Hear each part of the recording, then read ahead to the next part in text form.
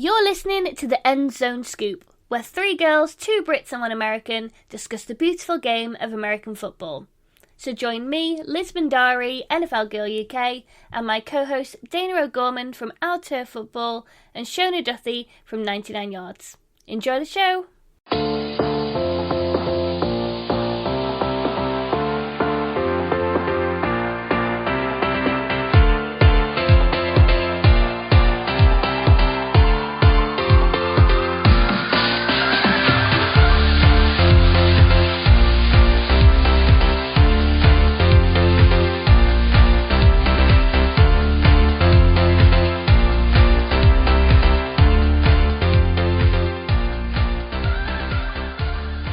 Everyone, and welcome back to the End Zone Scoop. In this episode, we'll be talking playoff scenarios, troubled teams, and Santa's naughty and nice lists.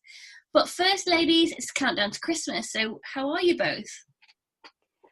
You know, it is close. It is right around the corner. Unfortunately for me, I get to work Christmas Eve and Christmas Day.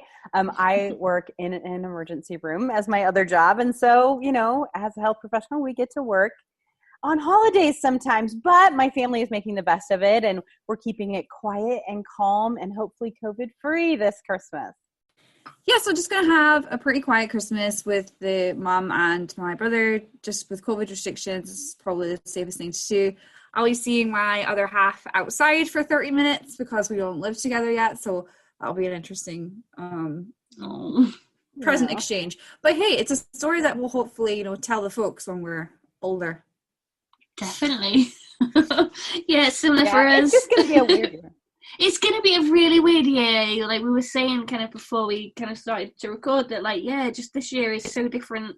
So it'll be interesting, our first Christmas on our own in our flat, with Barrett's mum joining as well. So, normally it's a big, massive family occasion of nearly 20 of us. So it's a big difference this year, but got to do what's safe, and we'll come out the other side of it. Absolutely. So let's get right to it then, ladies. Now, keeping it with the theme of Christmas and purely for some fun, let's talk Santa's naughty and nice list. Now, I want us each kind of select one player for the nice list and a player for the naughty list. And I'm going to start us off with the naughty list because this news is still pretty fresh. So Dwayne Haskins, he's allegedly been caught on social media partying maskless in a strip club. Now apparently the team are handling it internally, but I suspect that Santa won't be best pleased. So he definitely fits on that list. And as for Santa's nice list, I'm going to go Patrick Mahomes. The guy just does so many amazing things, like on and off the field. So this year he celebrated his 25th birthday. And he basically celebrated by hosting a charity event to raise money for over 15 different organisations. When he got his Super Bowl ring, he didn't want it to just be a moment for him. He got a massive diamond for his girlfriend as well. So they're engaged, and they've also got a little one on the way too. So it's been a really big year for him. And those are my choices. How about you guys? Who do you think you would go with? This is hard because it's been such a weird year where players have done great things, they've done terrible things on and off the field. Like, it's just been such a strange year. But I think if I had to go with my naughty list, I will put in the caveat that I actually think it's hilarious. But Juju Smith-Schuster is making everybody mad by dancing on logos in the middle of the field. I think it's so fun. And you know what? The funny thing about this is we've seen, if you've been a football fan for a long time, or if you haven't, go look this up. But Terrell Owens back in the day used to do things to purposely irritate other teams. Talking about, he'd grab his popcorn, he put a Sharpie in his sock to go sign a touchdown. Like he did all kinds of stuff. He danced on the Star in Dallas, which is a no-no. And so this reminds me of that. It's the same kind of, showmanship that T.O. used to do. And I think Juju's in there too. And it's funny because Juju used to be like this sweet, nice kid. Remember, everyone thought he was like the greatest thing because he was so cute. He rode a bicycle to practice. But I think that he's on some people's naughty list. I'm going to tell you, Juju, I say you do you. It's hilarious. So you go right ahead. Now, on the nice list, there's so many to choose from at that point. we have a lot of, players who are really stepping up this year, really doing great things for the community. But I'm going to keep mine on the field. And my nice is going to be, and this is crazy, but I'm just saying, I'm super, super impressed with what I am seeing out of Miami's defense. So I'm going to pick Xavier Howard, who just made the Pro Bowl, who has been injured over the last couple years. He is playing lights out. Santa is thrilled with him and the way that he has been playing this year. So huge kudos to him for bringing some life back to that Miami team, which I love. I mean, we got to give Tua some credit too, but I am so impressed with him and how he's been playing. So he definitely gets a happy nod from Santa for me. Yeah, I mean, Dwayne, you've been trying to fight your corner all season, and that does not help the situation. I mean, it shouldn't really affect his starting position, but he literally has just finally got back a starter due to injury to Alex Smith, and I won't go into the Colt McCoy scenario. But they, it's not a great look, and your head coach is not, Ron Rivera is not a guy that I would mess with. Don't upset Ron Rivera. Right. Yeah, so maybe he's kind of on my naughty list. But I thought the Juju thing was hilarious. There was a big article being like, oh yeah, Bengals got their revenge on him dancing on the thing. I'm like, no, they won because Ben, marked up 2 passes, which I will talk about later on. But yeah, I thought it was quite funny, and it's showmanship, isn't it? I loved it. You had, I think it was Justin Coleman who jumped into the Salvation Army big pot thing, after he scored a touchdown. Those things are funny, and I enjoy seeing that. It's a part of the game. It's supposed to be a bit funny. On my not a nice list, I don't I mean, there's quite a lot of players, as you say, Liz, who have done great things this season due to the COVID-19 situation. But yeah, you're right, Dayna, as well. That Miami defense is so exciting to watch. Mm-hmm. I'm giving some props to Lamar Jackson because he took that on the chin about people saying that he pooped his pants. Oh my God, Monday yes. Night Football. So kudos to him. He was cramping, not crapping. All right. I know. He ran in and out of that locker room awful fast, but at the same time, go back to get the IV. I get it too. So it was hilarious. But let me tell you, he certainly showed up the next week. Yeah, he took it on the chin. Good on him. All right, guys. So let's go ahead and talk about the playoffs. Now, yes, there are still a couple of games to play in the regular season. So a lot of this information will change. It's guaranteed to change because nothing stays the same for 2 weeks in a row, not with so many question marks. But I want to look at the way it is set up currently right now. So let's start with the AFC. Currently, as of right now, the Kansas City Chiefs will have the first round bye. Now, of course, we all know with the change in the playoff system this year, there's only going to be one team that gets a bye. And so it's a very coveted spot to have. And right now in the AFC, Kansas City has that. And after what we saw from the Steelers last night, I have a feeling they're going to hold on to that. That's almost like a guarantee. I read the scenario where the Chiefs would go to the second seed, and it was so complicated. It took 4 paragraphs. And so I just don't see all of that falling. So I'm thinking that we can pretty much assure that the Chiefs will keep that first round bye. I did the Our Turf Football podcast last night, and I was talking about the same thing. And I kind of nonchalantly said, the AFC is probably pretty set. Who might play, who might switch up just a little bit. But for the most part, it was pretty set. And then I read this tweet. The AFC North is getting weird. It's possible that Cleveland could enter Week 17 facing 2 possible outcomes. So they could beat Pittsburgh, win the AFC North, and earn the 2nd or 3rd seed. Or they could lose to Pittsburgh and completely miss the playoffs thanks to a Ravens wild card tiebreaker. So there is a lot that could happen in the next couple of games in the AFC. And just those couple of teams moving around could make all the difference in the world. I will tell you that there are 3 teams in the AFC that have guaranteed them spots in a playoff: Kansas City, Buffalo, and Pittsburgh. But the others are still up for grabs. Then if you look at the NFC, things get a little weirder in the NFC, ladies. So the first round bye right now, the Packers have that. They have no guarantee to keep it. There's about 10 different ways that they could lose that first round bye, but currently right now, the Packers have it. The Cardinals would then play the Saints, the Bucks would play the Seahawks, and the Rams would have to go to Washington to play the Washington football team. A lot of this hinges on this Seahawks-Rams game this Sunday, and the reason for that is that there are 3 NFC West teams currently in the playoffs, and so the Seahawks currently have the number 1 spot in the NFC West. However, if they lose to the Rams on Sunday, the Rams would retake that spot due to tiebreakers. But then the last week of the season, if Seattle manages to beat San Francisco and the Cardinals manage to beat the Rams, that bumps them back down. The Seahawks win the NFC West, and it gives the Cardinals a bump in their seeding. So this is all going to keep shifting over and over again.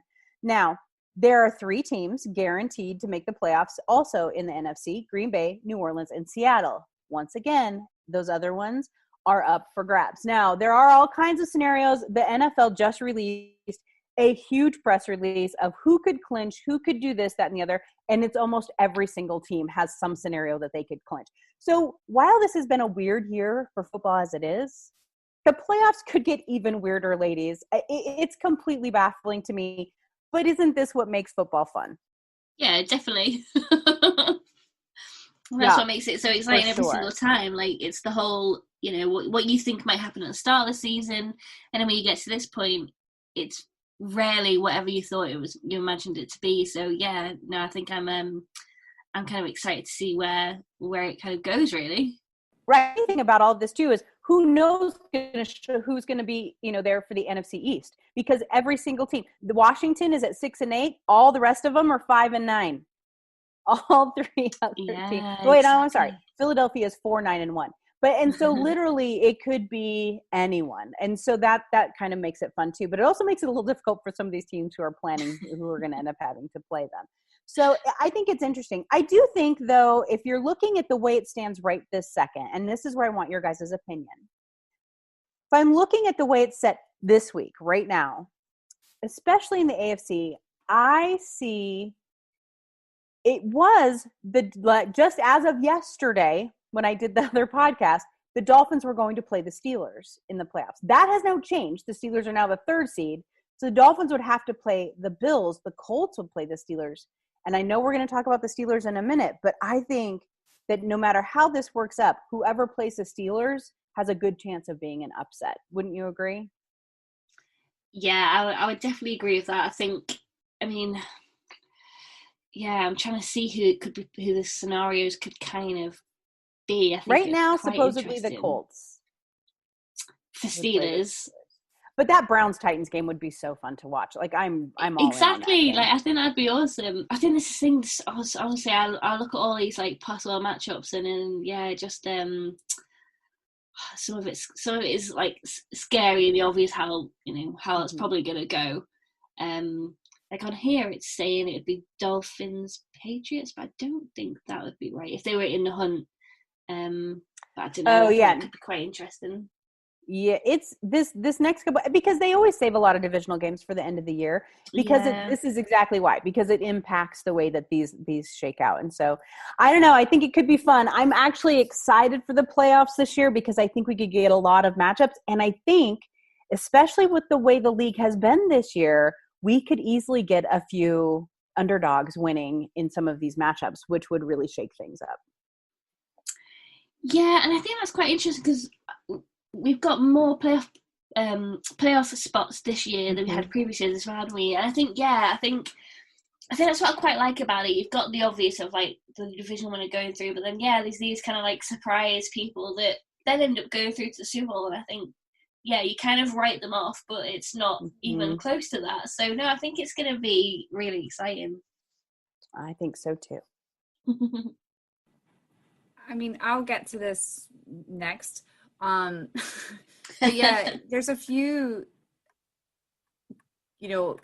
teams that have already clinched playoff spots, which is good.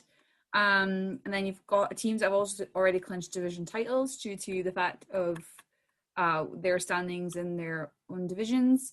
The AFC South, as you guys mentioned, that will be really interesting because Titans and Colts are both on 10-4. But yeah, the North is puzzling me because I thought the Steelers were running away with it, and then now because of their little slip up, which I'm gonna go talk about, the Browns are right behind them, and the Browns could potentially win AFC North. Wouldn't that be incredible? It would be, yeah, they could win it or they could not make the playoffs. That is baffling to me that's how tight this whole thing is. Absolutely crazy. And ladies, let me ask you this. Did any of us, and I'm going to say not me, predict the Colts to be 10-4? I did not. Well, to be fair to Liz, she did. Yeah, I did actually, yeah. Did you? Good for you. At the beginning, I was like... She said they were her dark horse for the Super Bowl. I went Raiders, which is just, that's completely not happening now. I mean, I'm proud of my fluke decision at the start of the season, so these things work out, you guys. I'll have to go back and listen to what mine was. It was probably the Bills. I think I picked the Bills, but I can't remember for sure. So I can't remember. I remember Liz picking the Colts, and I picked Raiders. Good for you, Liz. I love it. Because I sure as heck did not pick that. That's for sure. I think it was just like one of those things I'd like to see this happen. Not sure if I knew it definitely was, but hey, it worked. And it wasn't working at the start of the season at all. No. And now all of a sudden they're 10-4, and I'm like, where have these guys came from? Right. They just needed to warm up, you guys. It hurts me. I'm not a Phillip Rivers fan, so it hurts me a little bit. But at the same time, with the great career he has had, I'm glad that that this is probably going to be his last year. I'm really glad that he's having some success, I guess. It hurts a little to say that. But I mean, I don't have a huge opinion on him on like the field. Whiny. He needs to wrap it up a little bit in his personal life, just your wife needs a break, man. 9 kids? Nothing wrong with 9 kids. Why not?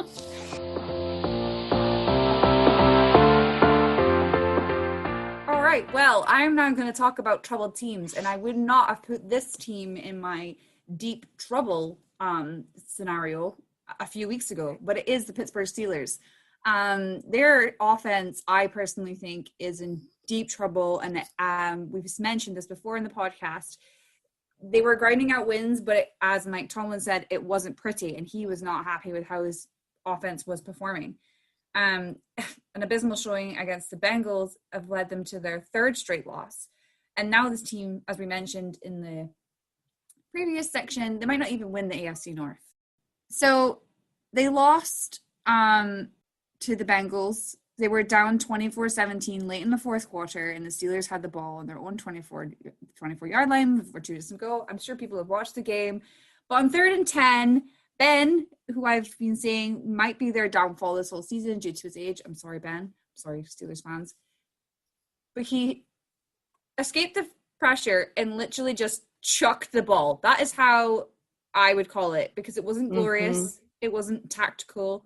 It was like chucking a chucky when you're a kid and trying to hit like the bottle across the street. That's what it looked like to me.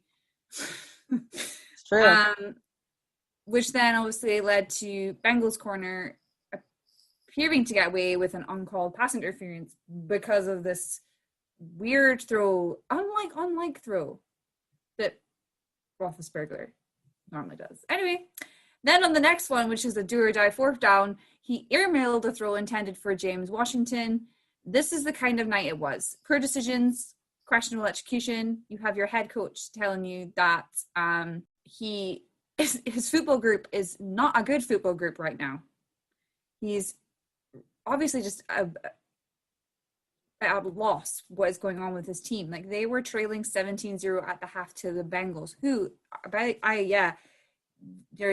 have a young new quarterback. He's doing exceptionally well, but it's a really strange one. And the stats for Ben was he threw for just 170 yards on 20 out of 38 passing with 1 touchdown pass and an interception.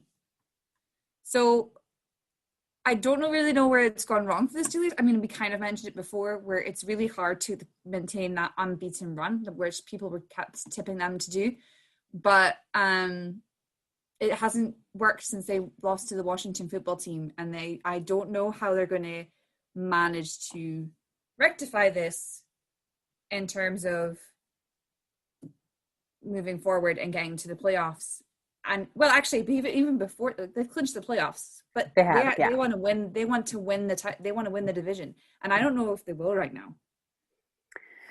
You know, the Steelers are a fascinating. You know, they're in a fascinating situation. You hear people say all the time, teams are what their record is. You know, it doesn't matter how they won or how they lost. They've either won or lost, and so they are what their record says they are. This is the perfect example of that not being true in any way, shape, or form. Now, I will tell you that the beginning of the season, the Steelers looked fantastic, but Ben Roethlisberger has always on the field. 38 years old with just coming off major elbow surgery. And so it is baffling to me that people are surprised by this. And I don't think that true objective people are surprised by this in any way, shape, or form. I have said all along, this team goes where Ben Roethlisberger goes. And the reason that is because they have put so much on his shoulders over the years. And I think Tomlin, who is, honest to God, one of my favorite coaches in football, completely understands where his team is at. They squeaked out a bunch of wins, and they should be really, really grateful for it. You know what I mean? If nothing else, it might get them home field advantage. But I think that we all understand that it is not likely for the Steelers to go far in the playoffs. Now, you never know. They might squeak out a couple more wins. We all know, ladies, we all know division games are the hardest, right? And so that may be, you know, what happened here, but I don't think that's it. The eye test tells you that this Steelers team is losing air. They're like a deflating balloon very quickly, and that the magic that they had at the core and then becomes, does Ben Roethlisberger come back next year? My answer is no, but who knows? I think if they want to progress further, which I'm sure Steelers fans will be calling from my head after saying this, they've got to move on from Ben. And I said that, I've been saying this the whole podcast, that I feel like he's not the one for them. Not that he's not the one, he's still a very good quarterback, but he's, you know, like you say, he's just come back from a major surgery. He's not getting any younger. No. And that has been evident in these last few weeks. Oh, without question. I posted a tweet during the game last night that said, you know, December football in a 38-year-old body is tough. And I'm not saying that Ben isn't a tough guy, but it's just the way it is. You see it in all of them. I mean, yes, even Tom Brady this last weekend, he managed to come back and save, you know, that game at the age and December football don't always go well together. And I think it's evident at this point. Because it's a bit cold and the joints are a bit sore. Well, it's a long season. It's just a long season of hit all the time. Yeah, it's. I mean, I couldn't even do it in September, so kudos to them. But I'm just, it's a long, hard season. So on to another team I want to discuss, and again, people will be like, God, just Dayna and Shona absolutely love this kid or something, or do they want to like, get married to him? I mean, no, I just think he's being hard done by. And that is the Jets. They won 23-20 over the Rams on Sunday, and I bet you nobody saw this coming. The Jets now avoided a potential 0-16 season and defeated a team in the thick of the playoff hunt. I actually feel like when the Seahawks were getting a lot of stick a few weeks ago for losing to the Giants, this is bigger. This is a lot bigger. But at the same time, I wasn't surprised. People are now coming out and saying, Sam Darnold's a really good quarterback. People can build around him. Yeah, where have you been? I've been saying this for months. Like, now you've arrived and you're telling me? Like, I knew this. And now there's the New York Post saying that he deserves better from a potential breakup with the Jets. And I completely agree. If you're under a guy who everyone knows I am not a fan of, it is hard to be the star of the show. And he's done his best under a really tough situation. And I am so happy for him that he's starting to get some recognition.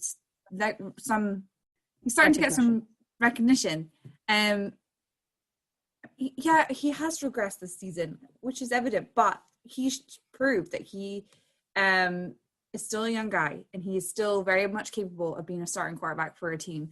So I'm very happy for him. yes, the Jets might feel like it was a bit of a loss because now the Jags have leapfrogged them into the draft order standings, and that means Trevor Lawrence is likely to end up in Jacksonville, which we'll talk about later. But so happy for Sam. So happy that that people are actually coming out and defending Sam Darnold and saying that he should get players around him to then progress at the Jets. You know, I read 2 tweets after that game. The first one said, unironically, okay, keep this in mind. They weren't joking. They weren't being sarcastic. They weren't being flippant. I wonder how Sam Darnold would do under a different coaching staff. Really? Yeah, we've been saying that all damn season long, that this is not Sam Darnold's fault. This is not his problem. This is a coaching issue without question. I was so irritated. I wrote a response to that tweet like 4 times and then finally just deleted it because I was like, Dayna, you're going to come off as a crazy Sam Darnold, fan. So just don't do it. But I'm just saying, Shona and I have been saying this since September that Sam Darnold deserves better. Oh, I was so irritated. But then I thought, I needed to let that go. But then the other interesting thing came up last night. We were talking about it, and it was about Frank Gore. Frank Gore was not going down. He was not going to let his last season in the NFL, which we all know this is probably his last season, although we have been saying that for a few years now. But he was not going out 0-16. That was not going to happen. And you could see it. He was like a man possessed. He was not letting that team go. And I loved it. I loved everything about it. Cleveland fans, Lions fans were probably looking to add someone to their 0-16 club, but this was not the case. And it is actually really hard to get 0 wins in the NFL. Traditionally, you can at least eke out 1 or 2. And the Jets managed to do it. We are going to talk about the Trevor Lawrence sweepstakes here in just a minute and fan questions. But I think that the problem in New York is not with the team. It's not with the people on the field. It's with the people coaching. And that is going to be, this to me, this Rams game, and I don't know if you guys actually watched the Rams game, watch this game. If you haven't, go back and watch it. This was the players taking over their own fate. And I actually loved every minute of it. I mean, that tweet is just made me angry. And it's made me I was so irritated. It makes me want to go look for it now and go, have you been under a rock? Like, this is what I've been saying. Yeah. I was about to go full mama bear for Sam Darnold. Like, I literally was about to just rip that guy I'm like a big sister who is ready to, knock some sense into people. It was so funny. Who says that he is not good enough, because that is not true. The guy was, like we said before, I could get really into this whole Sam Darnold debate, and I won't. I'm so glad that people are realizing that if you would pay attention to how he plays, yeah, he's maybe downhearted and by the fact that it hasn't gone well for him at the Jets, but has he ever looked rattled? No. And that is incredible for a guy who's been in the league under Adam Gase the whole time since he's been in. Well, moving on from the Sam Darnold fan club. I know. I think I should just get T-shirts made for me and Dayna next season. Yeah. You guys should. I mean, I feel like there's something in this. You could have, everything. I mean, you guys can be the chair ladies, and you can get some T-shirts made up, Facebook groups, website. I'm gonna get, flags, the triangle flag thing. Sam Darnold. Pennants. We need pennants, yeah. Yeah, I'm going to get T-shirts made, maybe even a jumper with Sam's face on the front and then #1 fan on the back. Perfect. I love it.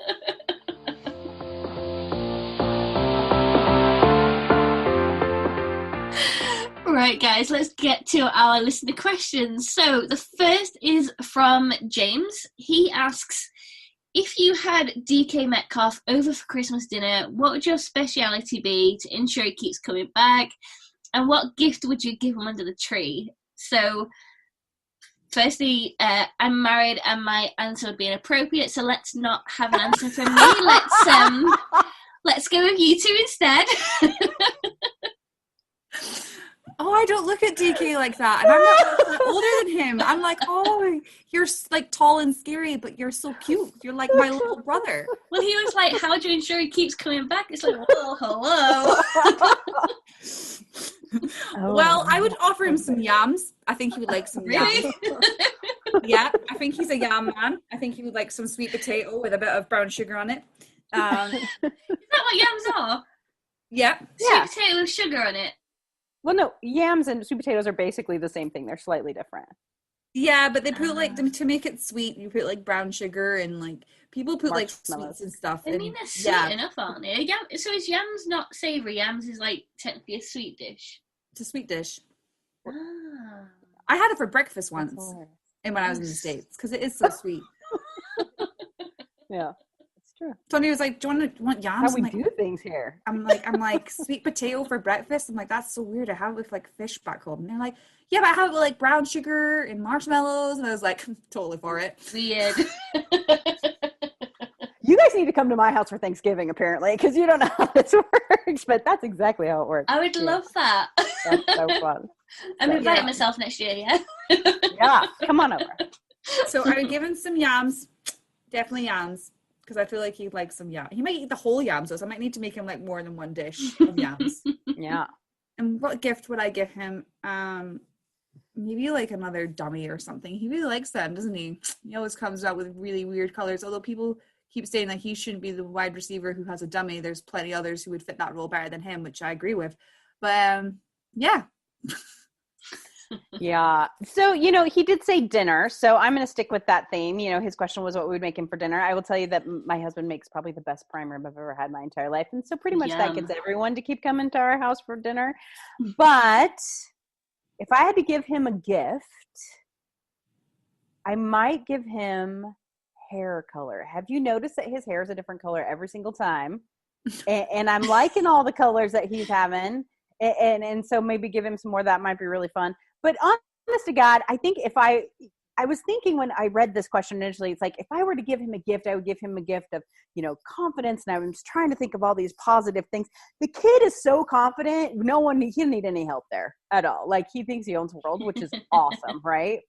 I would love maybe he has, needs a little stick them on his gloves sometimes, because sometimes he misses some pretty easy throws. And so I think that, but no, I think that DK is, it's nice that Seattle finally has a superstar wide receiver. And if you ask Seattle fans, we've had superstar receivers before, Doug Baldwin's name that come up, but nationally, this is the first time, because DK did make it to the Pro Bowl. I think that Seattle has had a true league-wide superstar wide receiver in a while. And so I'm not ignoring you, Steve Largent.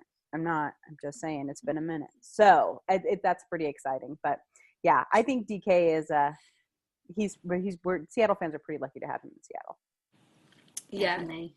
He exuberates confidence. There's a video of him, which I love. And it's like him and Tyler Lockett walking back to the changing rooms, and obviously Tyler being Tyler is all like looking at the camera, smiling, and then Tyler's like to DK, he's like, you can look at the camera, and DK's like, no, you gotta pretend they're not there, man. Yeah. Oh my God. Talk about two polar opposite people. They're adorable.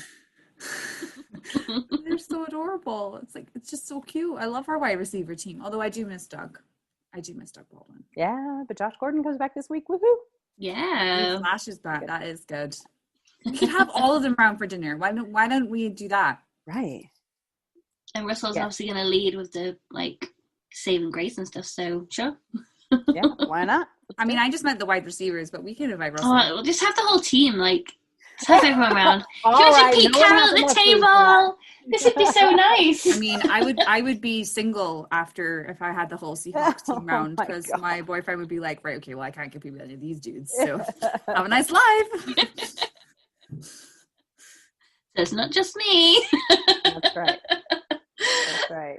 I'm just kidding, Andy. I do love you, but I have a cheat list. Every couple has a cheat list. Some Seahawks players may be on there. How did Christmas dinner devolve into a cheat list? I'm completely baffled with you two right now.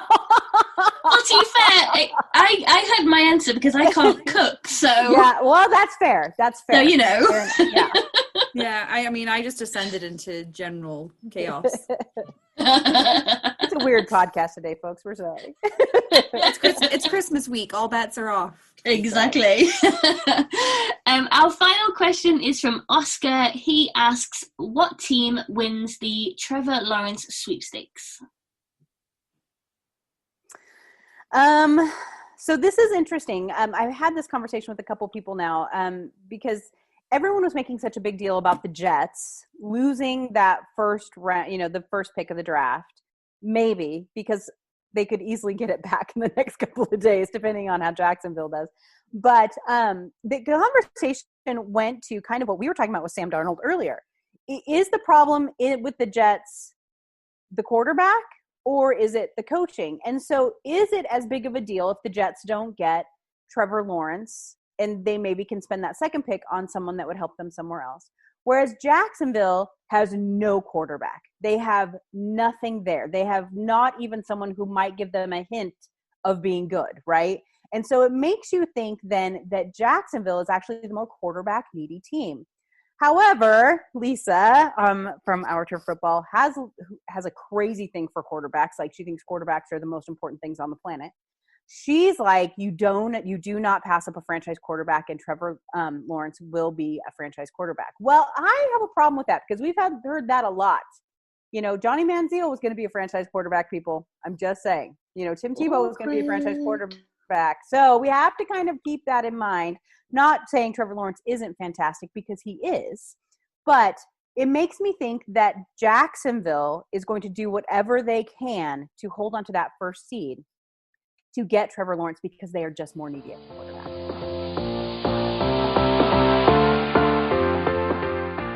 Well, that's all for this week's episode of the End Zone Scoop. Thanks for tuning in, and if you haven't already, please rate, review, subscribe, and hey, tell a friend about us too.